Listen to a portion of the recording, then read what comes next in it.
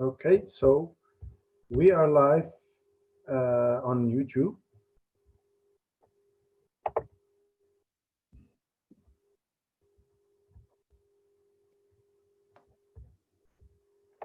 Okay, I have Fida saying she cannot hear.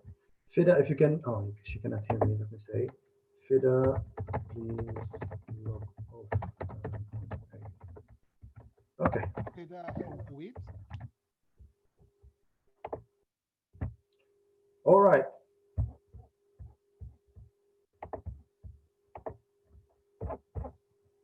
Just 1 second.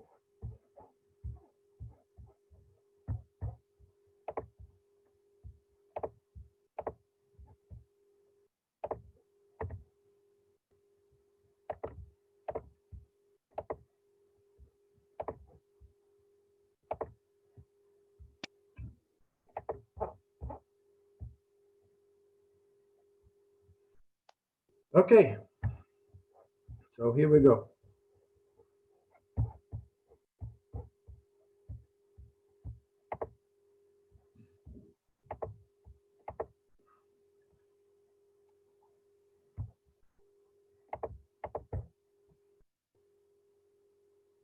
All right, thank you guys for joining today in this session today for governance of digital transformation. Today, we are honored to have two leaders in this market, each from his own side of town, one from the west and one from the east. And hopefully, this session will be a big value for all of us to understand the governance in general and governance in specific related to the digital transformation.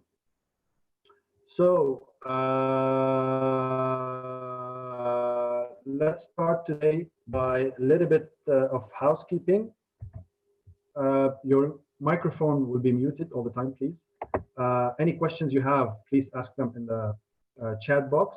Once you have you can raise your hand anytime. We'll try to give you the floor for questions. And I'm going to start introducing highly my guest today, Mark Thomas from the US. He's the president of Escoute Consulting. And then I'll give him the pleasure just in a minute for him to introduce himself. And Dr. Ashraf Gamal, the CEO of Hawkamah Institute of Corporate Governance from Dubai. Mr. Mark, please go ahead and introduce yourself. Thank you very much. And thank you, everybody, for letting me join. So I come to you from the U.S., but interestingly, I have a wide range of perspectives of IT governance and corporate governance, not just in North America, but I see the opportunity to witness and help organizations across the world in IT governance efforts. So I really like to bring an interesting perspective for you guys, and I hope you ask me some hard questions. And Dr. Ashraf and I, of course, will try to provide you as much guidance as we can based on what we see. So I truly believe that there's this distinction, though, between governance and management. Governing bodies, there are multiple governing bodies in an organization that set direction, and management then takes that and we put that into operation. So hopefully we can get into that discussion for you guys, because I think there are some very, very big suggestions that we can provide you guys during this conversation. Thank you very much. Thank you, Mark, for the intro. Dr. Ashraf, please introduce yourself.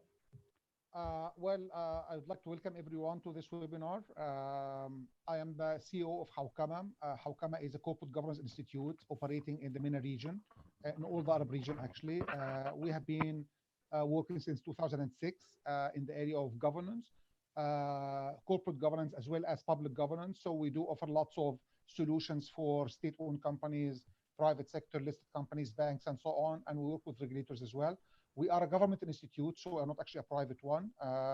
And we do research as well. And please visit our website, hawkamah.org, to see what we have been doing. And just like Mark said, I mean, we're very happy to be here in this webinar, and we are sure that we can have an interesting one in which we add value to everyone. Please ask us any questions you'd like to ask. Spectrum of governance is really massive, so we can only cover some topics, but then your questions will bring life to this webinar. And thank you for inviting me to be a speaker here. Thank you. Thank you, Dr. Ashraf, on that. And let me start by the first question today to get things started. Today we define governance as a set of practices and rules, structures, processes used to direct and manage. Is there a difference between corporate governance and ICT governance? Dr. Ashraf, if you may respond to the question. Yeah, thank you so much for the question. I think it's very good to lay the foundation for the discussion today. We like in Hawkamah to use a definition of corporate governance by Sir Adrian Cadbury of the UK, in which he defined corporate governance in 1992, I guess, as a system by which companies are directed and controlled. So it is really about how to set the direction for organizations and how to control them thereafter. So this includes the concept of a strategy, for example, the concept of vision and mission, ethical standards, values, and then control systems, risk management, as well as setting the KPIs for the management and for the assessment of the board performance. So this is corporate governance per se. Now, when you talk about IT governance specifically, that's focusing on the IT element, which is, I think now is really gaining momentum because of the pandemic and what has been going on. So it's focusing on the IT and sometimes IT as well as information itself. So it's really how to govern and to manage the information technology, hardware and software to make sure that you are on the right track, it's well maintained, it's effective, and it's protected as well, and it's adding value, not taking value out of the business. I think Mark will have much more to add, giving his IT background. Thank you. Thank you. Hey, Dr. Ashraf, I think you nailed it. And having myself worked on the IT governance side, I think what I'm seeing, not just in the USA, but I'm seeing this in the Middle East, I'm seeing this in Africa, Central South America, and Asia. And what organizations are doing is they're saying, IT govern yourselves. And I had just let me tell you a story real quick. And I want to push this back to you, Dr. Ashraf, in a second for your thoughts on this. I had a situation, I was a CIO of an organization, very large listed organization in North America. We had a massive, it was a newsworthy event and incident. And I was called to talk to the board of directors personally, between the CIO and the board of directors. And during this private meeting, the chairman of the board asked me one question. He said, "What can this board do to help you?" And my response was, "I need you to govern IT."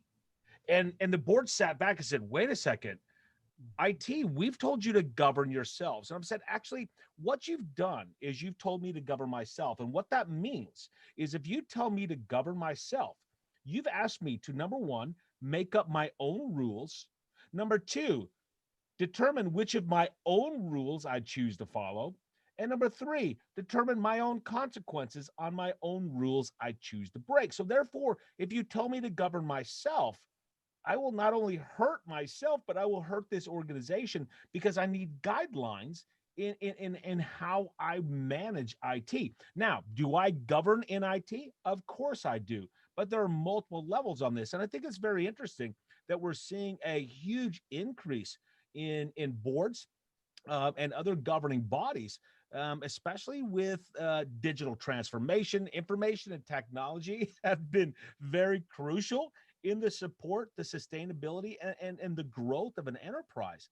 So previously, governing bodies and senior management could delegate or even ignore governance types of decisions, but digital enterprises are increasingly dependent on information and technology for survival, and therefore, of course, stakeholder value. Notice I didn't say shareholder value, I said stakeholder value, and it's driven by a high degree of digitization. So I think we're seeing a movement because of some, and I'm looking at one of my colleagues, Veronica, who knows I'm going to say this out there, is don't wait for the next newsworthy event. Don't wait till your company makes the front page of the newspaper before you finally decide to govern information and technology, because we are creating some vulnerabilities with digital transformation, with some of the current pandemics and those types of things.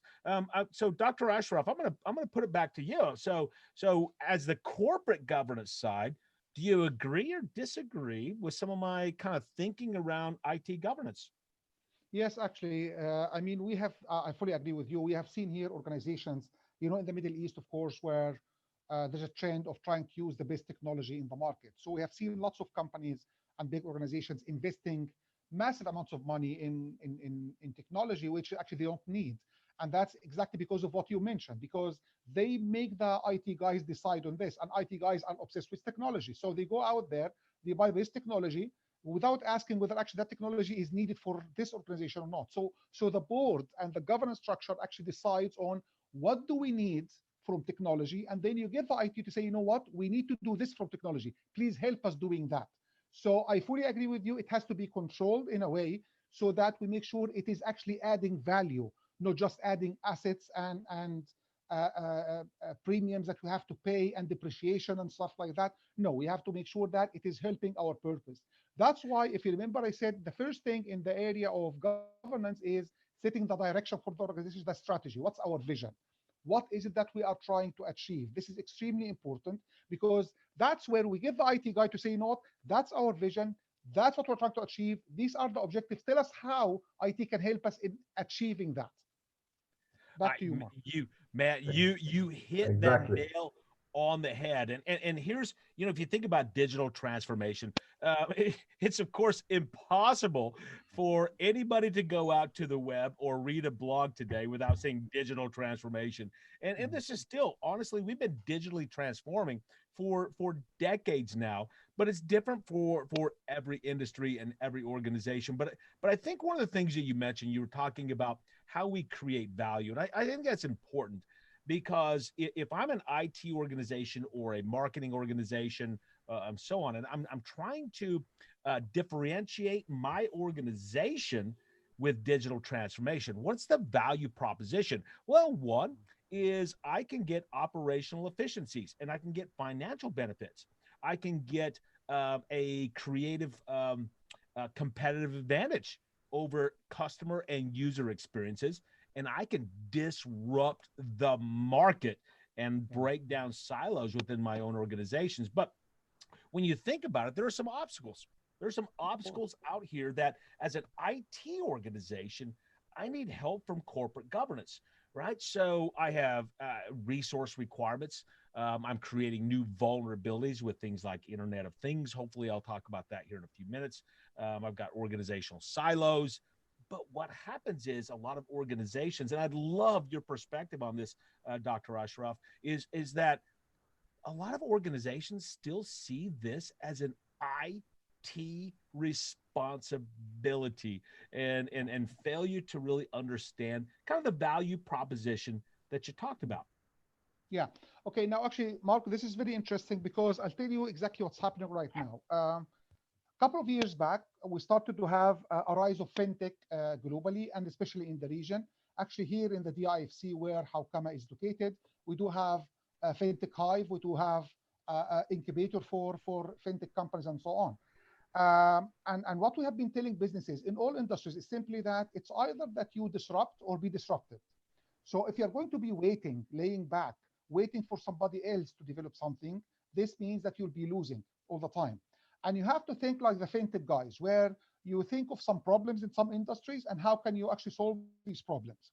Now, the reason why I'm saying this is simply the pandemic, which was happening in the last few months, has to reflect back on the concept of value. Because one of the key things which now businesses are doing is they look back at their own business models. How are we creating money? How are we adding value? So in lots of cases, it used to depend on meetings and going to clients and physical services. Now it's changing. So you have to think of, okay, now things are changing. My business model is changing. The way I'm making money is changing. Where does technology fit here? And it is not only about where technology fits. It's really about what are the risks associated with that. Now, we have seen in the last 2 or 3 months in the region, and I'm sure globally, Mark, as well, lots of businesses are now moving digital. So because now you have some sort of a resolution coming saying people have to stay at home. You have to, abandon your offices, stay at home for like 2 or 3 weeks or 4 weeks. And what happened is companies and boards of directors shifted to technology immediately. So they took whatever available without thinking of what are the vulnerabilities. So at the same time, when you think about using technology, I have to think what are the risks. So the concept of cybersecurity, I think we had a study that was issued a couple of weeks back by one of the companies, I think it's Diligent, which said from February to April, the phishing attacks and cybersecurity attacks rose by almost 700%. That's in 2 months. Because now they realize that all the businesses are moving digital, are going online without thinking of how to protect our data, how to protect our information. And that is a golden sort of mine for hackers and for vicious attacks and so on. So again, we have to think of our business model, and then we have to think of, okay, now what are the risks associated to that, and how can we handle this? And that's where, again, people like yourself in the IT governance will jump in and say, you know what, there are solutions. Yes, you can move digital, but then we can avoid the risks which might be associated with whatever that you are doing there. Mark? Thank you, Dr. Ashraf, and thank you, Mark, sorry, for the answers. Just let me try to let the audience also, please, whatever you have questions, please put them in the chat, and then later on you can raise your hand. I will be posting now the contacts of our guests and speakers in the chat box, their contacts and their websites related to them. So please feel free to network and communicate if you have anything related to the topic. And this brings me another question here, Dr. Ashraf, is today we're living in a really fast digital world. Is it being governed?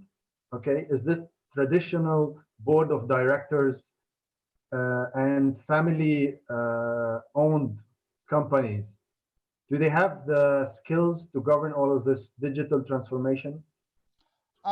Unfortunately, no.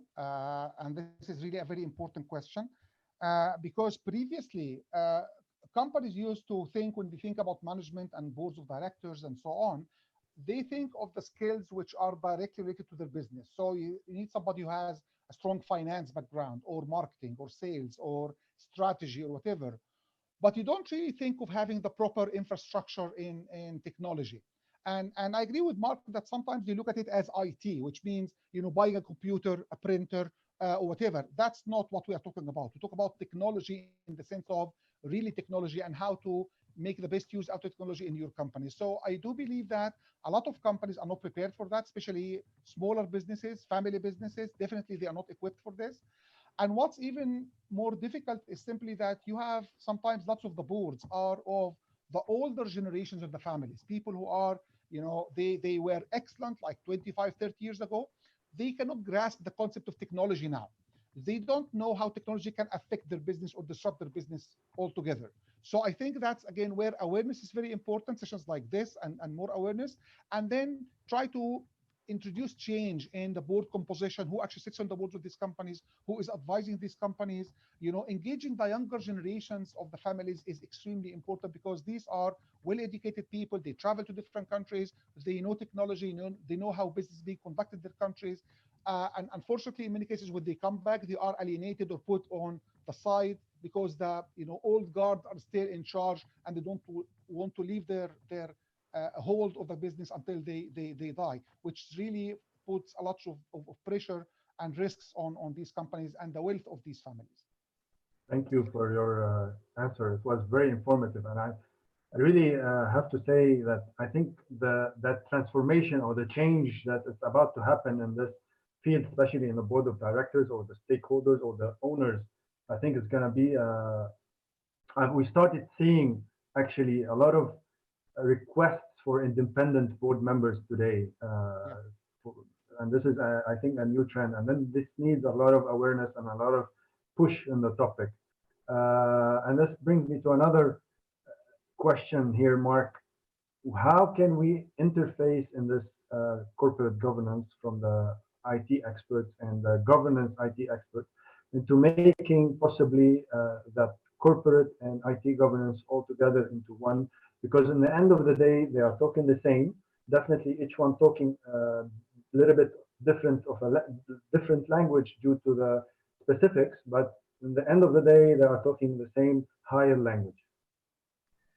The positive note is this, is we are finally seeing across the globe that boards of directors and governing bodies are now seeing information technology risk as an enterprise risk. If you think about this, and Dr. Ashraf brought this up, he said risk.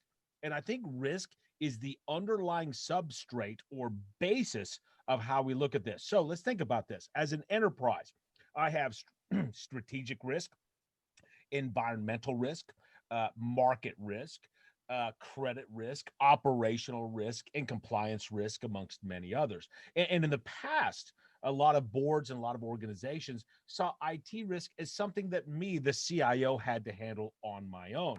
Now we're seeing that IT related risk has an effect on every one of those corporate related risks. So I had an experience that was really interesting. Is as I was talking to a board of directors. One of the interesting things is if you think about how a board of directors operates, a board of directors receives its information and disseminates its information to the enterprise through the use of committees. This specific examples would be the finance committee, risk committee, audit committee, compensation committee, right? So on. Now, this specific organization, the only time IT was ever brought up to the board of directors was through two committees. Those two committees were the audit committee and the risk committee. Now, let that sink in for a second. How often are the risk committee and the audit committee going to the board saying, IT is great, right?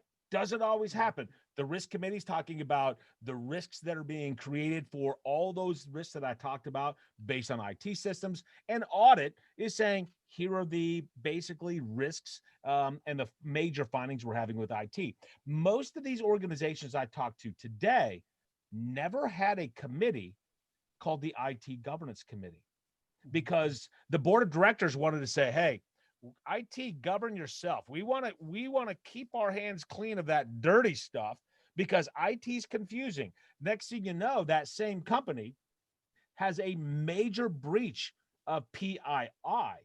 And now that board says, how did this happen? Why were we not told about this? Because nobody knew. Nobody understood the IT environment because the board said digitally transform, and be aggressive and grow in the market. But what they didn't ask was, what are the vulnerabilities we're creating as we're driving this fast? So my first suggestion is, if you're a governing body, I would say that do not remove IT, as an operational unit that has risks, because in the past you asked me as a CIO to manage my own risks. But if you talk about risk ownership, and Dr. Ashraf talked about this a second ago, is an IT risk, if it becomes real, now affects my entire organization. So how is that an IT level risk? It's no longer an IT risk. It's an enterprise risk. So don't ask me to own that risk because it affects this enterprise meeting our goals. So that's kind of the first thing that I think is really important to think about, how you communicate to the board. I think that's through, again, of course, through the use of committees. Now, there are multiple levels of committees in an enterprise. You read a lot of the popular frameworks. You talk about this distinction between governance and management. Totally get it, and I totally agree with it. However, there are multiple governing bodies in an organization, and this kind of falls under the corporate governance perspective.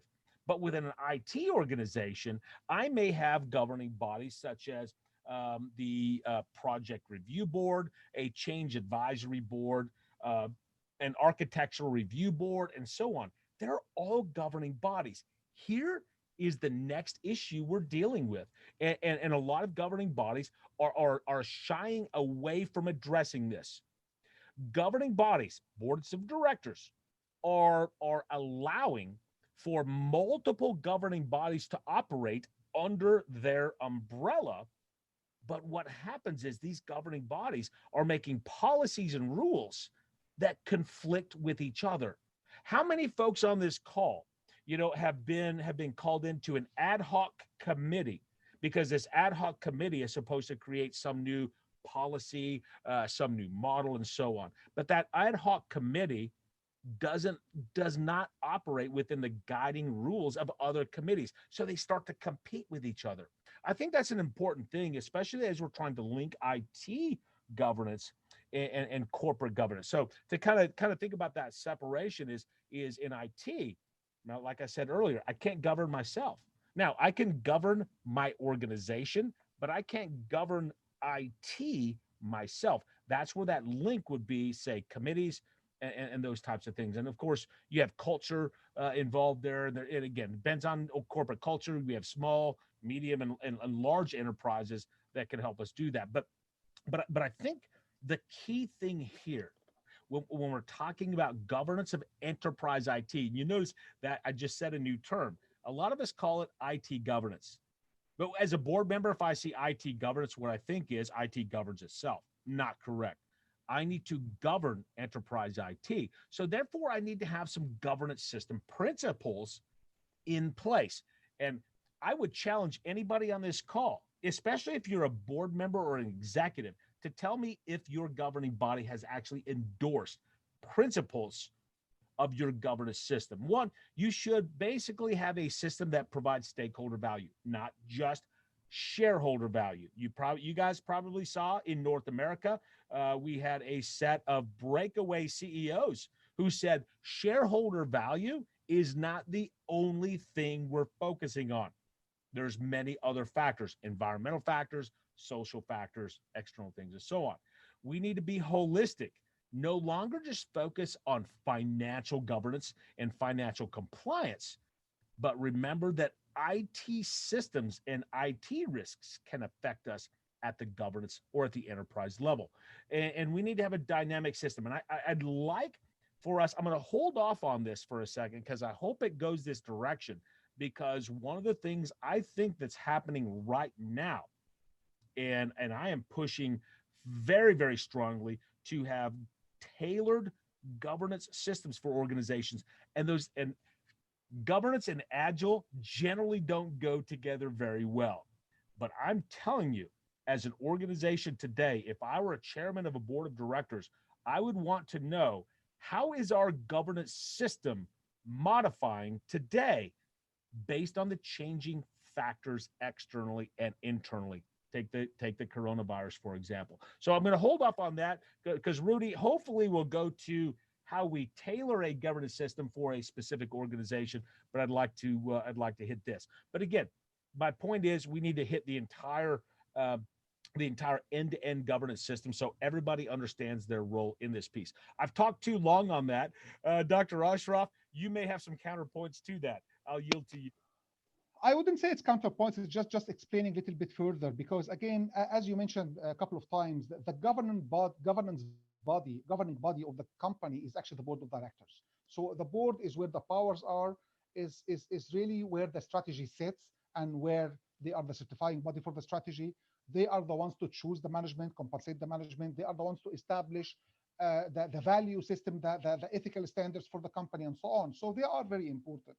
So I would say that I agree with you that we didn't really see that many IT governance committees happening in boards of directors. However, which is something I'm really proud of, in the last couple of months, the UAE has launched a new code of corporate governance for listed companies in the Emirates.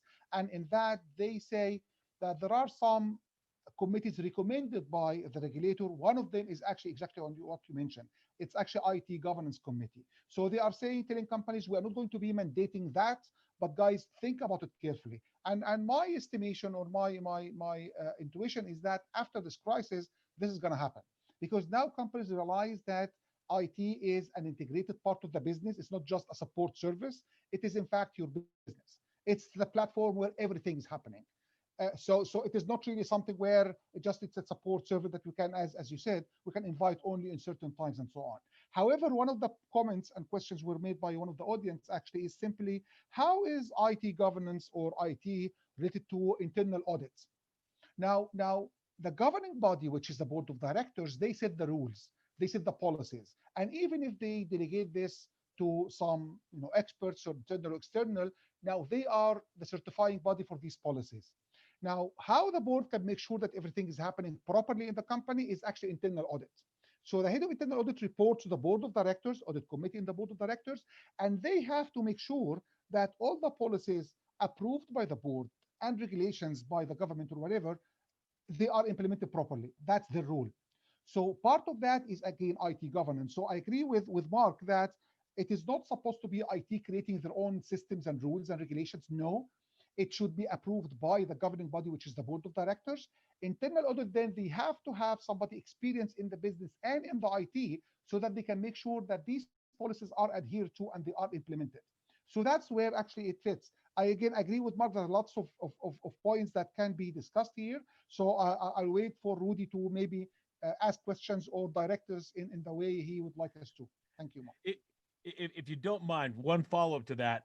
I agree with 100% everything you said, and you addressed the question about the role of internal audit, and I think right now. So I grew up as an auditor years ago, doing IT auditing. Many folks here on this call are auditors, but we got to remember that kind of 3 lines of defense.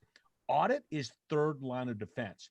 And so I think one of the things that we're challenged with today is in IT, I'm 1st line of defense. I own those controls. Audit doesn't own those controls. Those are the controls that I own. I may not own the risk. And the 2nd line of defense would be like my risk and so on.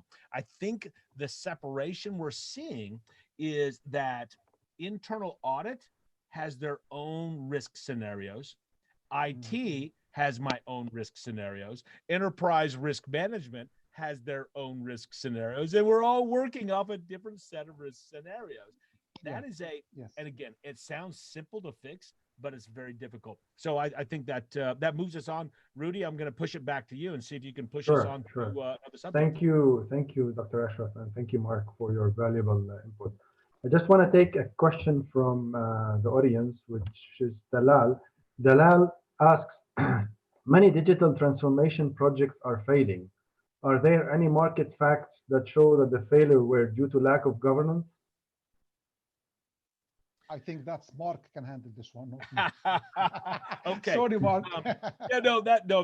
That's okay. So I don't have a report in front of me that gives me quantitative data to support this, but I will tell you this, and you can quote me on this, is that 100% of digital transformation failures are because of the lack of governance. Quote me on it, because you can link this back to an organization that says digitally transform, but they don't offer any other guidance.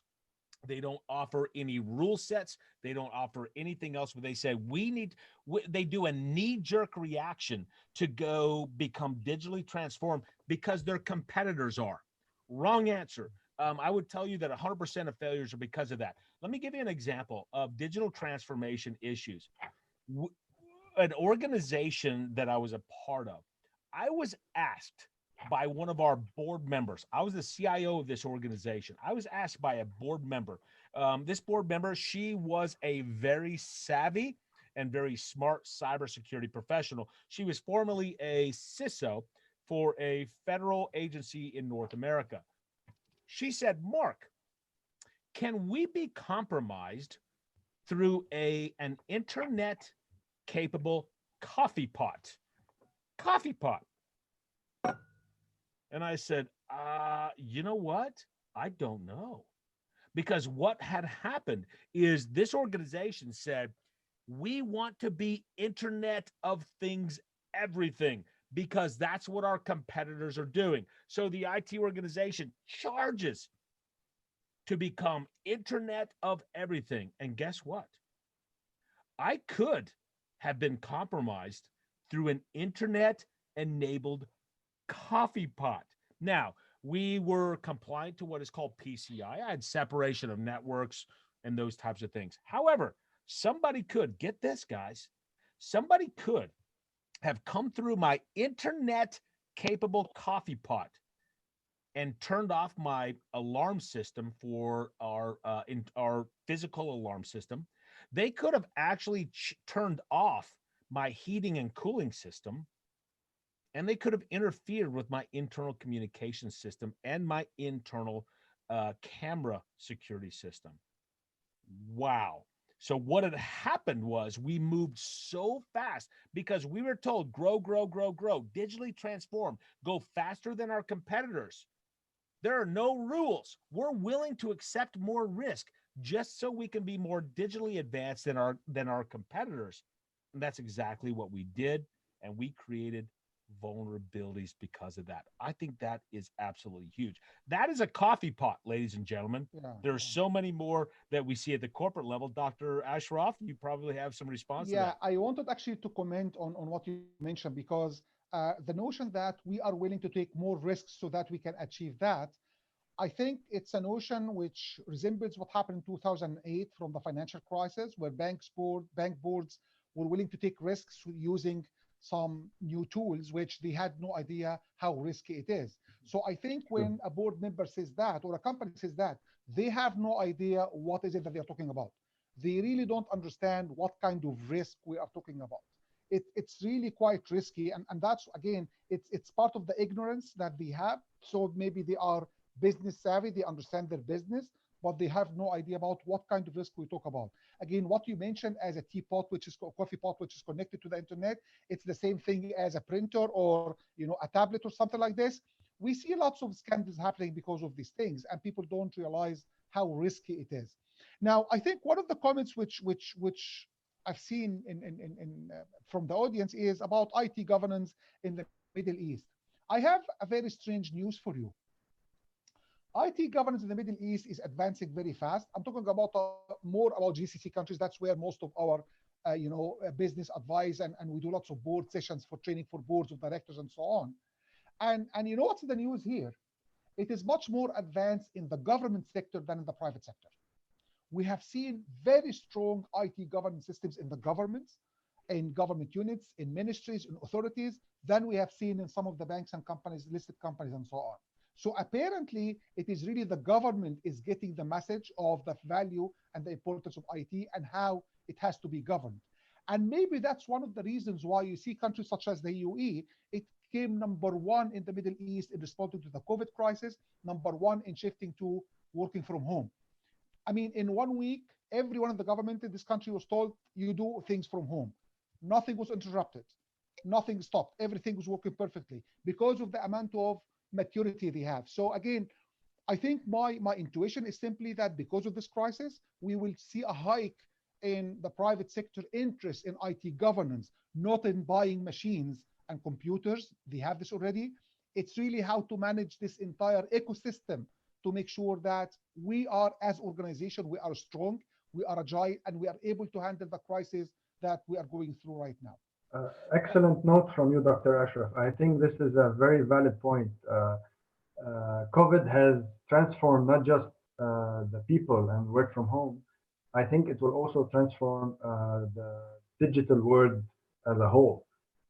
Going into the digital transformation, I think the digital transformation, which you mentioned a little bit on it, is there's a part of it is related to the management or to the board or to that culture, to the people that we need to change, and especially in the board of directors, to adopt and then start understanding the new challenges, the way things has gone. I think companies now like Twitter and Facebook, they sent everybody, and then I heard also Harvard, they sent everybody home, continue for next year working from home, because this has proven to be somehow effective. We've all feared it, but today it is effective, it is working. Of course, it has a lot of risks. Now comes, I think, post-COVID, the time to really control this, all of this openness of technology and adoption of technology and quick adoption of this emerging technologies. It's time for governing that part of. And this brings me to my question now, is what new skills the board needs today to really adopt this big digital world that we're going into? Dr. Ashraf, if you can help on this question, yeah, sure. I'll start. I'm sure that Mark will have lots of input as well there. Now, there are a few things which we have to look at. Honestly speaking, the first one of them is, as you mentioned, now work is being done from home. So now people have to do things from their home. Uh, Now, this includes having virtual meetings. Now, these are executive committee meetings, top management meetings, board meetings, committee meetings, and so on.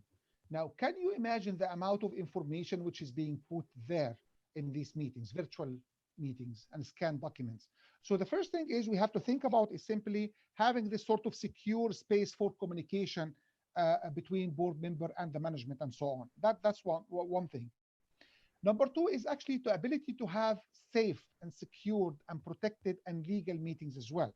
And the reason why I'm saying legal meetings is simply you have to look back at your regulations. So we always tell boards, before you indulge into a digital board meeting, if you like, you have to ask yourself, number one, does the law in which you are operating allow this meeting to happen? Is it actually a legal meeting by law in your country? So that's one thing. Now, second thing is, does your system allow? Do you have the bylaws for this? Do you have rules and regulations to govern these meetings? Now, the problem with these meetings is simply I can be taking a meeting like this, and then I have 10 people standing here who are listening to all the discussions and information and so on. How can we govern that? How can we make sure that actually this is also protected? Now, this adds a whole new dimension and life to the expression a board secretary or a company secretary.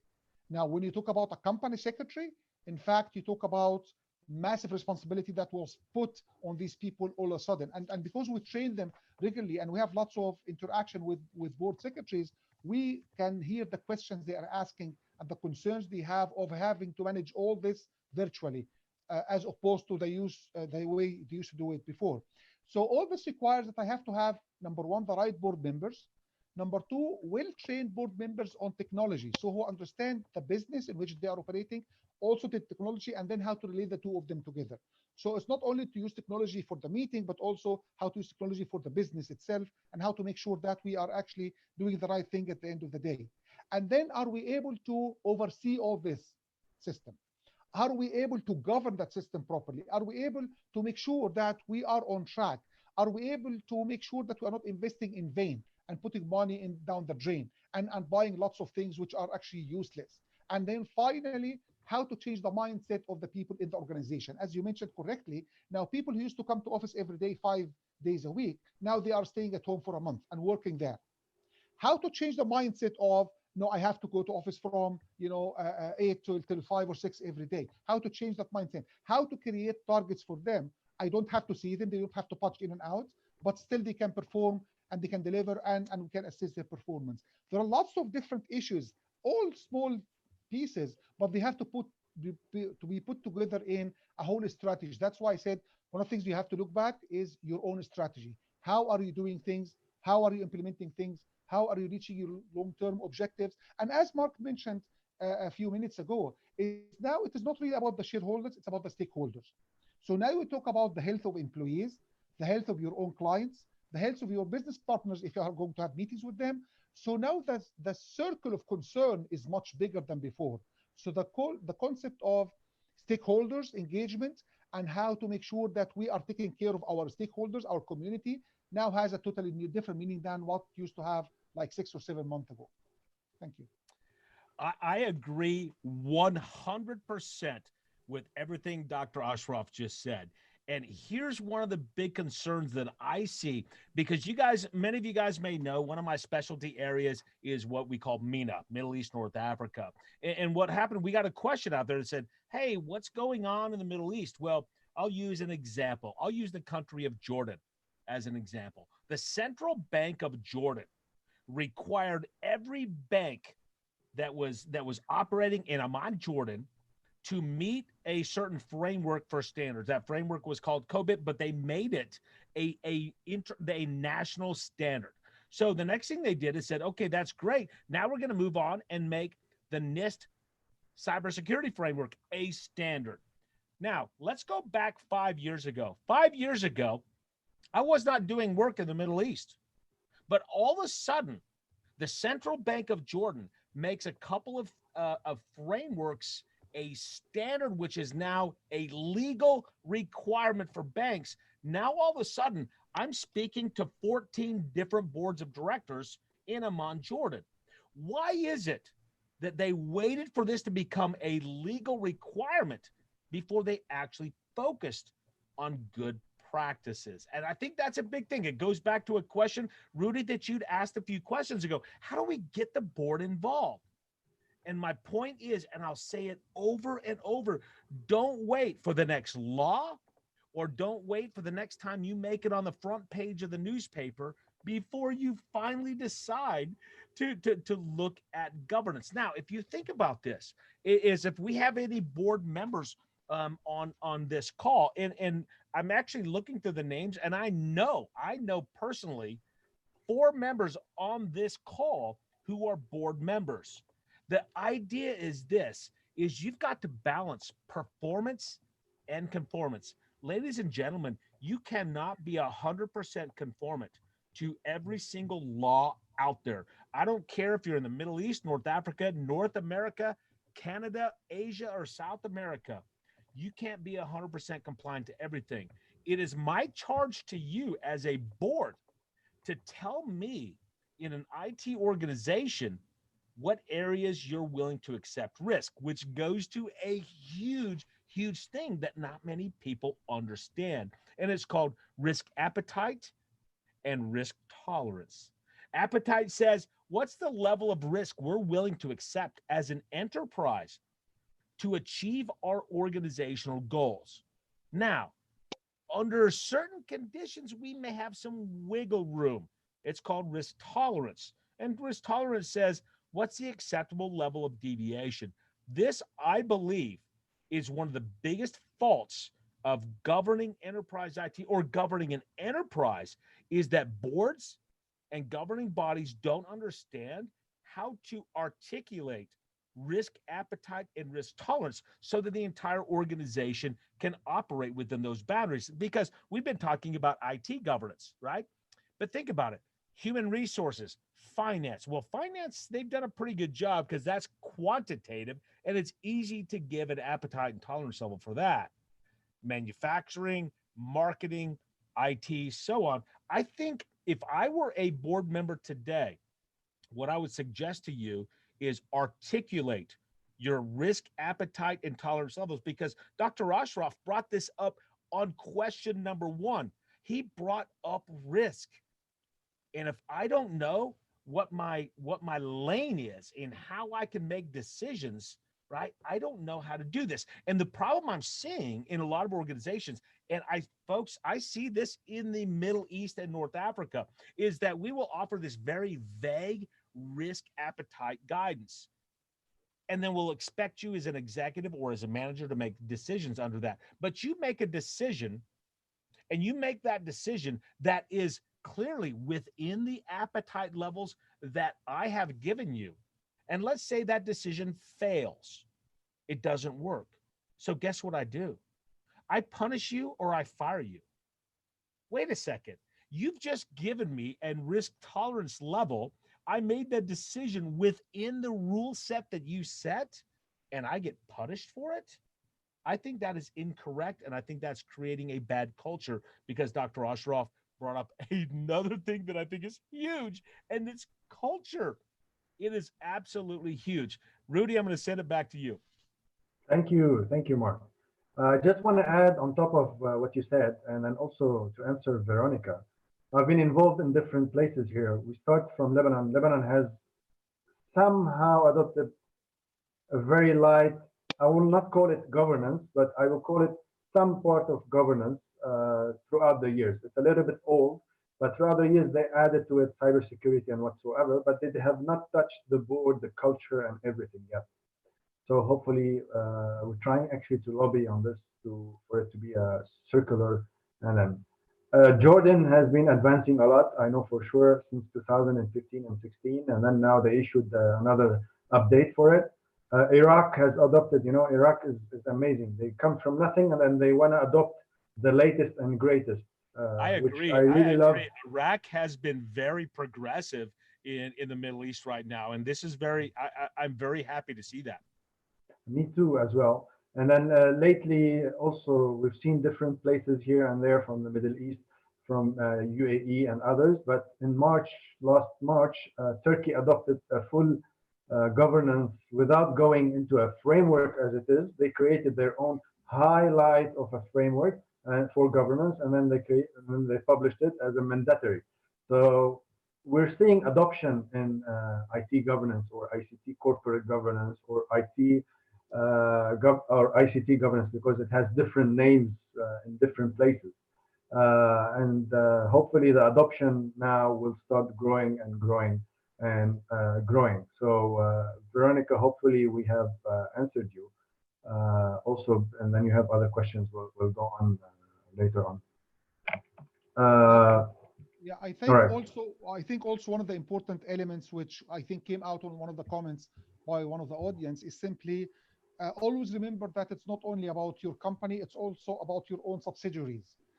Now, if you are a company which has subsidiaries, whether inside your country or outside of the country, you are still liable for all those, and that's again part of your system. So in many cases, what happens is you have a holding company which is located in one country, and then they have, overseas subsidiaries, and the legal framework there is different. The challenges are different, and therefore you cannot impose one system over all the companies. You would have to understand that each of these subsidiaries is a case in itself. So you have to look back at every one to see what is the system which is good for them. Now, the whole idea of subsidiary governance is a very complicated one, because it's always the question whether, we are the holding company, we decide for them and they agree with us and they do whatever we tell them, or these subsidiaries are independent and they are empowered and they have independent boards of directors, and so they make decisions and we hold them accountable for whatever happens, which also goes back to the idea of IT governance. Now, usually, of course, as we all know, if you have any cycle of production, usually the speed is the slowest one of that. So if you have a cycle of businesses and one of them has a very poor IT governance, that might be your weakness. That might be where you'll be attacked from, and you'll pay the price of that small subsidiary which might be operating in an overseas country. So you have really to look at the entire group that you are in charge of, and do your due diligence there. So all what we are saying simply means that we need to have savvy people who really understand IT governance very well and who can do a good job, not just some people who can buy some computers and machines and printers. That's not what we talk about. It's really a very sophisticated matter. It's technically advanced matter. And that's why even if you look at the regulations in the Middle East regarding IT governance, they are still very vague, sort of giving you sentences about the rule of the board that they are in charge of this, but that's it, because they cannot go deeper. They don't really have that much knowledge to go deeper than this. So that's where, again, regulation is expected to jump in the region by paying much more attention to the details of IT governance and the criteria and the standards that their companies and banks have to adhere to in the region. Dr. Ashraf, I completely agree with you. I actually am. You and I have agreed on a lot of stuff. I thought we might disagree on a few things today, but that's good governance, isn't it? there's not many disagreements we can have here. But if you don't mind, so I want to push this, Rudy. I'm going to kind of push this to the next subject area for you, if you don't mind. And I want to get Dr. Ashraf's perspective on this, but because if you open up a IT governance book, if you read an IT governance framework, they said, here are the things you need to do. And governance systems are different for every organization. And I really, truly believe that if you as an organization, whether you're a board member, an IT governance committee, a CIO, a CISO, risk manager, it doesn't matter. There are areas that affect the objectives that you focus on from your governance system. Think about it. Enterprise strategy. My governance system is going to be different for a company that is in an aggressive growth strategy versus a company that says, whoa, we're going to stay on defense, right? My governance system is going to be different based on all of my enterprise goals. My governance system is different based on the risks that Dr. Ashraf talked about earlier, right? Because I may be in a low risk environment versus a high risk environment. My governance system may be different based on the IT organization, right? The issues we're running into with IT. Some organizations CIT as a necessity or a cost center, where some organizations see IT as a strategic enabler. That's going to have a lot to do with my governance system. The threat landscape. Let's face it, guys. If I manufacture bicycles, my threat landscape is going to be a lot different than if I do international wire transfers for high value customers, right? As well as my compliance requirements. So one of the things we haven't talked about here is deployment styles, right? So one of the things that I'm seeing is IT organizations and businesses, corporate governance is saying, we want deployments faster, faster. So in the old days, we could do this waterfall approach or development lifecycle approach, but today we're seeing this emergence. Of course, Agile's been around for a couple of decades, but DevOps, where people want continuous deployment. And I literally had a conversation with an executive team last week that said, oh, we are a high velocity deployment organization. Your governance and assurance mean nothing here. How is it that because you're moving fast, you are immune from our governance models and from the policies that Dr. Ashraf talked about earlier? So my whole point here is the days of having a single governance system are gone, right? As external factors, as internal factors change, your customization. You got it, Rudy. I think that's an important piece. So based on that, I'm going to throw it back to Rudy and Dr. Ashraf and see if you guys have any comments or counterpoints to some of my thoughts. Well, I mean, I fully agree with you, Mark, honestly speaking. I mean, the concept of moving fast is a very tricky one, because we have seen lots of vulnerabilities happen because of that speed. I've seen one of the big financial institutions in one of the Middle East companies, which what they did is they wanted to move very fast to automation, and they did without having the proper sort of infrastructure in place. And they ended up in a huge AML case because their system had lots of holes that allowed people to abuse it. And it was used for actually money laundering, if you like, all the time, until the central bank of that country came and said, no, guys, wait a minute, what's happening there? And they found really massive cases of AML in that specific case. So it's not about the speed, it's about doing the right thing. It's actually, you are building a construction, and you cannot build it just in one day. I mean, it takes time to build, it takes stages, it takes well planning, understanding what are the issues and putting the right investments and having also the right people in place. But also one dimension I'd like to add to what you have said, Mark, is simply expectations from your clients. Again, in one of the organizations that I've worked with in before, the clients of that organization were very simple people who are very humble, their expectations are very minimal. And when the people from IT said, let's invest on all this and buy all this sort of infrastructure, when I surveyed with the clients and actually I sat with them, they have no idea how to use that. So the IT people came with the idea of investing on buying in this technology and make it available for the clients. For the clients, they didn't really want that, didn't even appreciate it. And that is one of the biggest organizations actually in the region, I have to admit, with the number of employees, number of clients, and amount of investments in that organization. So again, you have to know what is it that you need from the technology and how to do it right and how to serve your purpose. So you have to start always with your purpose. What is my purpose and how technology can help me achieve that? In which dimension exactly? Should I automate everything? Should I select certain parts for automation? So you have lots of questions to ask before just investing and buying and then putting technology in place and then nobody's using it. So next thing you have is you really have technology which is very dusty and nobody's using it. That's not really what we have in mind there.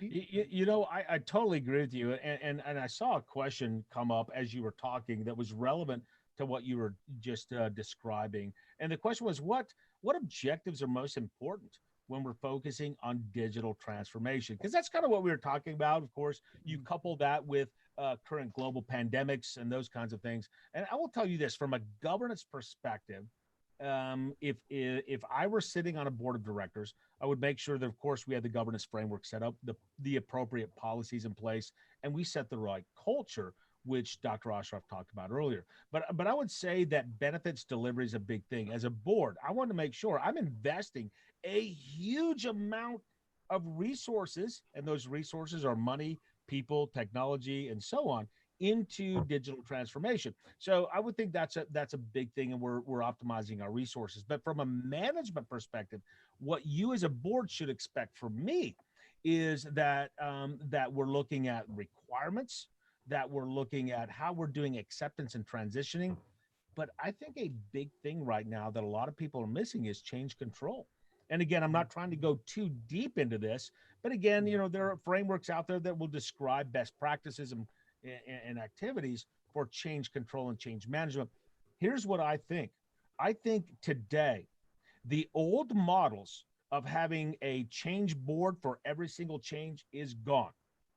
I believe we have to have trust in an organization, which means as a governing body, whether that's the board or another governing body and organization, we need to identify the delegations of authority. And if I can have the right delegation of authority, because we're moving fast, which means authority levels need to be closer to street view down at the lowest level. And I need to be able to trust you and add some rules around you making those decisions. But here's the most important part of that. If I delegate authority to somebody and I establish the rules on how you make those decisions, I need to support you. I ran into an organization that delegated authority, and I saw a manager in North America make a decision based on the level of authority that she had. That decision she made went wrong, went really wrong, but she followed the rules. This organization punished her. And my response was, wait a second. You do not give somebody a delegation of authority if they follow the rules that you've given them. Risk is not zero.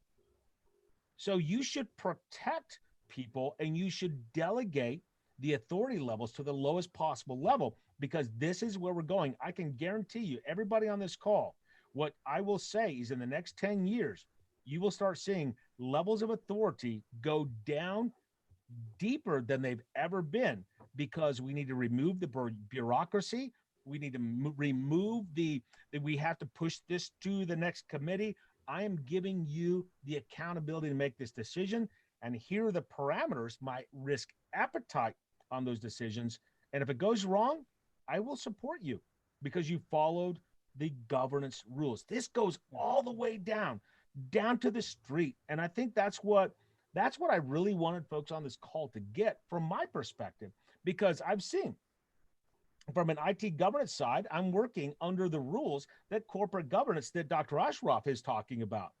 And that link there, like we said, get those communication structures in place, those committees in place that can now link the decisions I'm making in IT, the decisions that Romeo is making as a CISO, the decisions that Turhan is making as a marketing director, right? And so on.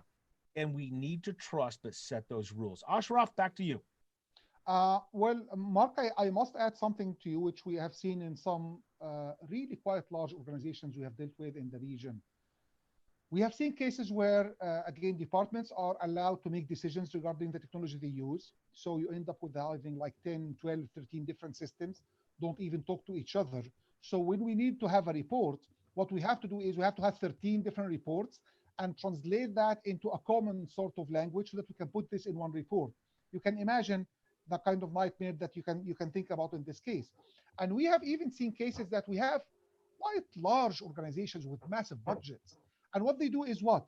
They create their own software. So they have like some sort of university graduates, like 3 or 4 young, very, very smart guys and girls, and they create their own software and platforms. Say, guys, why do you have to reinvent the wheel? Why do you have to invent something and you have to test? Companies have thousands of people working with these things. They are testing it all the time and they are updating it all the time. What is this? So what you end up with is some organization having a system which doesn't see any other systems in the world. It's just some sort of an island there. So what we're trying to say is simply, it is not again about the IT. It's about your own organization. It's really, it's a vision for the organization. It's your own strategy and so on. You cannot allow everyone to create their own islands and their own sort of kingdom, little kingdom inside the organization. You have to have a system, and that system has to be one system which serves one objective. Ultimately, there is one goal, and that entire system is serving that specific goal. This is really quite important for organizations to understand. But again, the governing body of that is the board of directors. So the board has to be in control. They have to be driving, not the IT guys. The board has to be driving this, telling IT then what to do based on what they see for the organization in the I think exactly, Dr. Ashraf. I think this is a very crucial point here to talk about that culture, because I think everything is driven from that culture perspective of the board. If the culture is not there to delegate for change management or whatever, or to delegate responsibilities, or to even to put the structure that we are talking about, I think the rest will be, somehow not there. So I'm gonna take a question because I think we have a lot of questions now. This one is for Mark, but also Dr. Ashraf can answer. In short, financial institutions are following government. So what about the rest of the sectors? Yeah, From so Norbert. yeah, so it's interesting as I talked about conformance and performance, and I think right now, and I'll start with the Middle East, right? So Dr. Ashraf talked about money laundering, right, which is an issue with many banks in many different regions, but that was one of the areas that was under a spotlight when we wanted to look at governance. But I think that I think what we're going to see. I think what we're going to see, not just in Middle East, North Africa, we're going to see this across the globe, is that organizations will start to add more compliance. Let's take GDPR, right? When I say GDPR, I'm sure there's a few people out there that are doing this. Oh, no. But GDPR was absolutely right. And here's what happened is we saw many organizations when GDPR came out, not just financial organizations. We saw manufacturers, we saw service providers, right? And we saw government agencies saying, you know what, this really hurts. But if you step back and you look at the principles behind it, it was the right thing to do. So now what we're seeing is organizations, and not just financial, they're saying, wait a second, it's a little bit painful for us to meet this global requirement, but it actually is the right thing to do, and it makes us better at business. So what I'm seeing is right now is I believe the financial industry is at the arrowhead. They are the kind of the starting critical point, because the financial industry generally has extremely brilliant people working in their organizations, and they're creating a blueprint that I believe is going to be used across not just the MENA region, but I think we're going to see it across the globe. Now, North America, for example, in North America, I will sit in front of a board and I will give them a suggestion. They'll say, we already know that. Well, if you already knew that, why are you on the front page of the newspaper? don't, exactly. don't be, again, I struggle to use the word arrogance, right? But why are you so arrogant? And this is not just North America. I see this in Europe. I see it everywhere. That people say, we already know that. Well, if you already knew it, why are you asking for help? Right? And so I believe the financial industry in the Middle East is setting the stage for a global growth of IT governance across the world. And this is why I'm watching the Middle East. I'm watching Jordan. I'm watching Lebanon. I'm watching Egypt, right? We're watching the UAE, right? Where Dr. Ashraf is. Again, there are so many countries out there. I believe this is the tipping point that we're going to start seeing this around there. Anybody have any suggestions on that? Well, Mark, if you are watching the UAE, I hope that you'll join our webinar on the 15th of June, because it's going to be covering the new ESG index that we launched with S&P a couple of months back with the DFM as well. So now we have Dr. Ashraf, I will be there. I will be there. Good stuff. Good stuff. Just one thing to add to what you have mentioned. Again, I think it's very clearly in the MENA region. The governance on the financial sector is much more advanced than the rest of the sectors because of the global nature of that industry, of course, and because of the kind of regulators we have for them. In companies, it varies. In banks, it's quite rare to see a bank which doesn't have good governance, although there are examples in lots of countries in the region as well. But in general, actually, it's really much better. However, the question which I think one of the audience posed, which is, does the IT governance system, is it tailored based on the industry. I think, as Mark said, there is no one size fits all. You cannot say, this is the IT governance structure, just take it, apply it wherever you are. It doesn't go like this. It doesn't fly. There is no one size fits all. So you have key principles, key issues, fundamentals, as Mark was saying, but end of the day, how to apply that in every company and every industry is different. And I'm saying every company because even within the same industry, you might have two companies that have different strategies, different objectives. And so within the same industry, you might have different system for each of the IT governance in these companies within that same sector. So that's why we're saying there is no one size fits all. Don't try to copy a model from the best company in the world because that is the model of the best company. It's not a model for you. You might have something else which is much better for you than that model. So please don't copy. Always think of your own needs and tailor something which is good for you.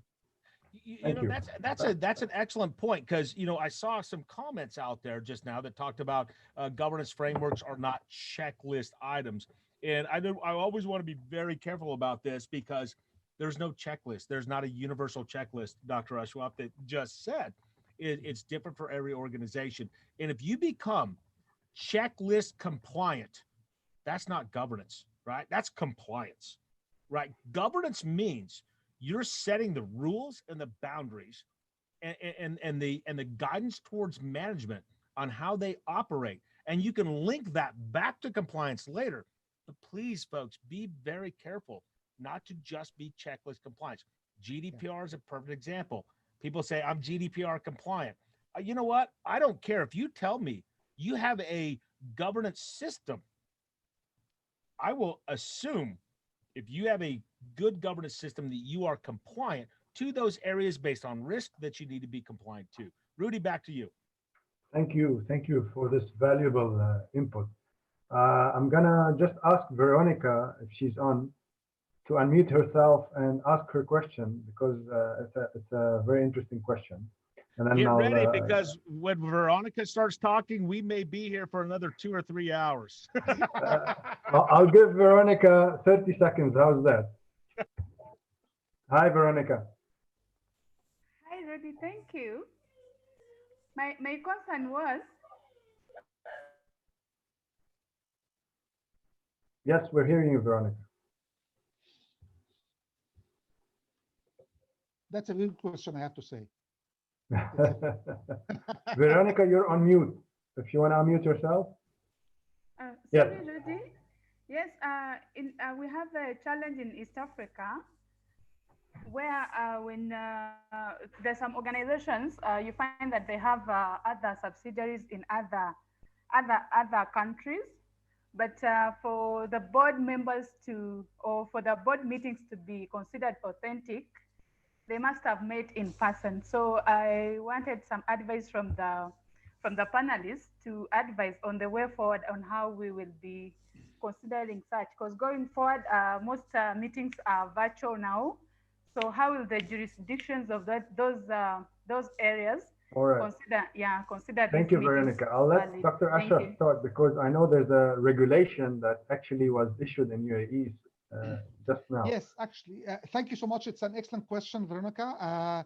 And I've said actually that before you indulge yourself into virtual meetings, there are two key elements you have to review very well. Number one, regulatory framework. Does your law allows you to do these kind of meetings are legal in your country or not legal? And I think now in almost all the Middle East countries, that has changed in the last few months. It was already there before, but now it's legal for AGMs and board meetings to be virtual. So before doing this, number one, it is the regulator. And I think if that's not happening in East Africa, I think you will need to have some sort of lobbying with the regulators that this has to be the case. It cannot continue like this. So the first thing is regulatory issues. Number two is your own company's documents. Do your own bylaws and regulations and policy and procedures allow you to do this or not? So you have to make sure that your own documents allow you to have virtual meetings, because in many cases we have seen companies where the law in this country allows for virtual meetings. Their own documents say you have to meet physically like 4 times every year at least.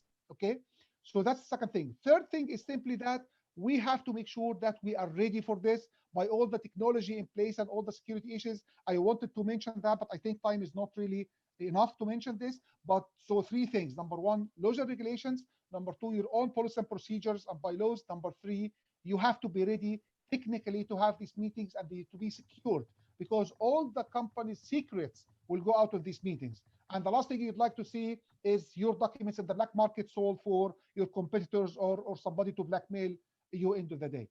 So I hope I answered the question. Mark, Thank you have you. any? Thank you, Dr. Ashraf. Yeah. I just have last two questions, if I may, because we're running out of time. The first question is, from your perspective, how can we bridge the ICT governance with the corporate governance to push these two to be more as one, so we can have more awareness on the ICT? And then secondly, what can be done, what studies can be done to really enhance and enable that thing to be achieved? So I'll start on this one. What I've always said, many of you guys have heard me said that goals cascading is one of the best kept secrets in our industry. And again, that's a COBIT reference, but I'm not trying to endorse just COBIT here. But what I've found is in organizations, IT departments, and many departments are working down their own set of goals. And they're making up their own set of goals based on what they think is important. But I will tell you this, in an organization, when we're talking IT governance, you need to make sure that every one of the goals you're trying to achieve has some positive impact to the enterprise goals. If it does not, it's a goal you should not be putting resources towards. I think that's the first piece that's important. And many organizations say, I don't know what my organization goals are. Well, you can find that on your company website. You can find that on public reports. You can't lose if you focus what you're doing on the overall success of the enterprise. And if they tell you that's not correct, the enterprise does not have a good set of goals. That's the first thing. The second would be, we talked about committees, because again, the board does not magically know what IT is doing, and the IT doesn't magically know what the board expects from them. So the board receives and disseminates its information through the use of committees. An IT governance committee is absolutely huge on this. The third thing is that I think is really, really important is link all these to the risk scenarios. I want to make sure that every organization in my enterprise understands the enterprise risks and what their actions do that affect those risks. Dr. Ashraf, to you. It's very hard, Mark, to comment after you mentioned almost everything. Just the key concern I have is when people ask about, IT governance and corporate governance as these are the two different words. They are not. You talk about organizational governance, and this has different areas. One of them is actually IT governance. So don't think that these are two different words. No, they are not two different words. They are from the same one. I think one of the key elements I have to stress, which Mark has mentioned, is simply the integration. It's really, you have to integrate all that. There has to be some sort of sharing of information, whether that through the audit committee, the corporate governance committee that you have on the board, a risk committee.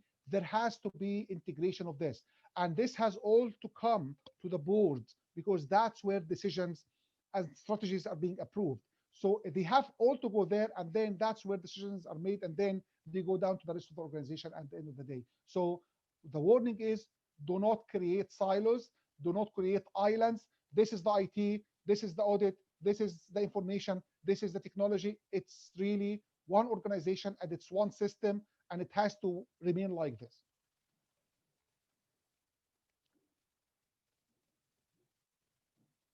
Rudy?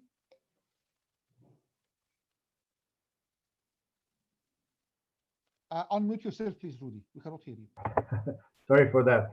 Do you think we can do a study or an article about, because they're not separated, and this is, as you said, and we totally agree on this, but for the mind of these high-level board of directors, how can we facilitate this in a study or in some awareness article or something? how can we work all three possibly and more, create a task force, a very small task force, to really create guidance or an awareness for these people that they have to adopt, especially today with this emerging technologies and work from home technologies and everything that's going on.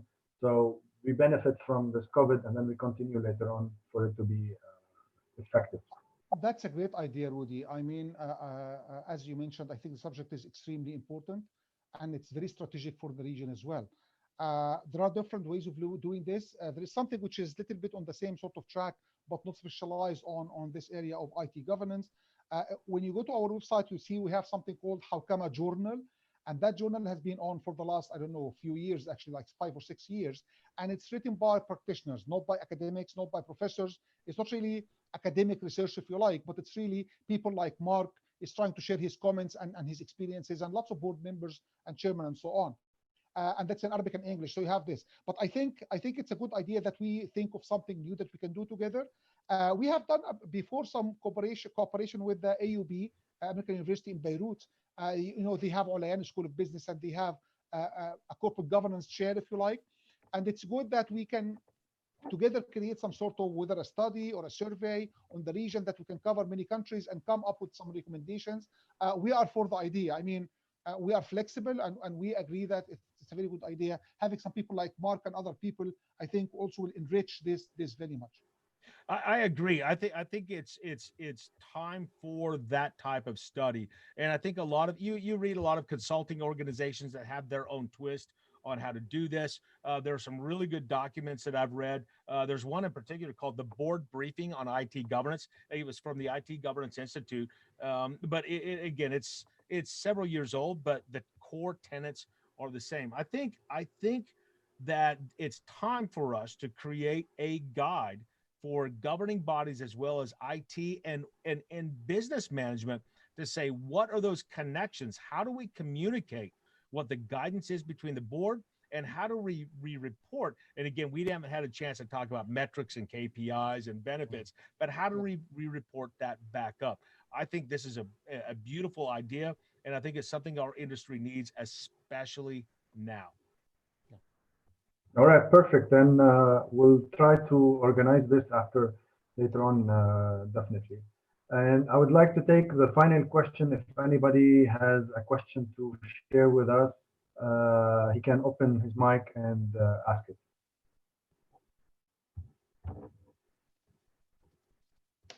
Meanwhile, I'll be sharing just a feedback survey, small survey. So please feel free to fill it up. Do we have any questions from the audience? Dalal. All right, I think. A comment, Rudy. One of the things we might be able to do, I know we didn't get a chance to hit everybody's questions.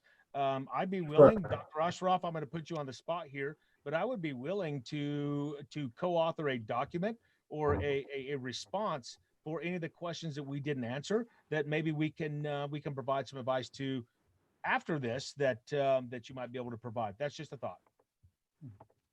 Thank you, Mark. I think it's a valuable proposition, and sure, I'll actually follow it up also. So, and then Dr. Ashraf is glad. I'm sure he's glad to join. Definitely. So please fill the survey, the short survey, and I would like to thank everybody in this call today. It was an amazing discussion.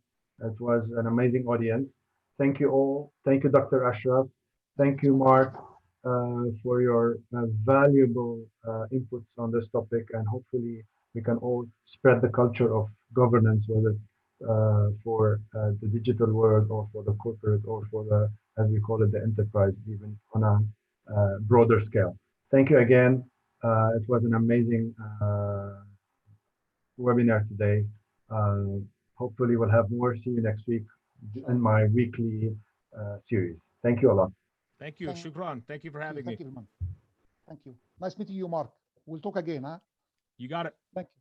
Thank you. Thank you, everyone. Bye-bye. Thank you, Dr. Ashraf. Thank you, Mark. It's my pleasure. Thank you. My pleasure. Thank you, Sharif. Thank you so much. Thank you. We'll see you soon. Inshallah. Bye-bye. Highly appreciating. Yeah. Thank you. It's my pleasure. Bye-bye. Thank you, Rudy. Thank you, Sharif. I'm gonna stay on call for with Mark. Yeah, okay. Yalla, let's leave. Shukran, Sharif. Thanks, Mark. Thank you. Bye. Bye. Be safe. Thank you. Bye.